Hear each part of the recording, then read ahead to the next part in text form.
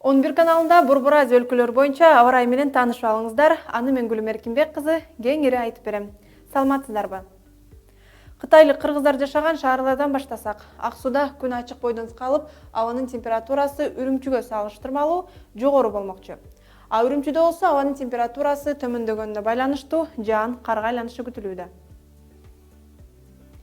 Казакстандын түндүгүндө аба ырайы суук бойдон сакталып, түштүгүндө болсо +15, +20 градуска чейин жылуу болот.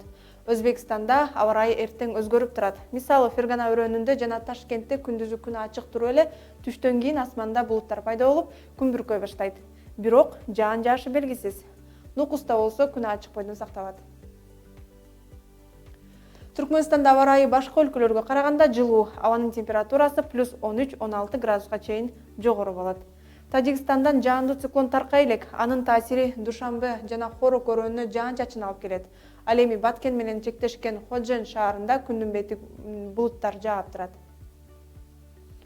Кыргызстандын бардык аймактарында күн ачык болот, бирок абанын температурасы төмөн болгондуктан тоолуу аймактардын автожолдорунда жолдор тоңголок тайгак болушу күтүлүүдө. Батыштан соккон шамалдын ылдамдыгы секундасына 4-9 метрге чейин жетет. Аба ырайы тууралуу кабарыбыз ушул болду. Кайрадан 11 каналынан көрүшкөнчө.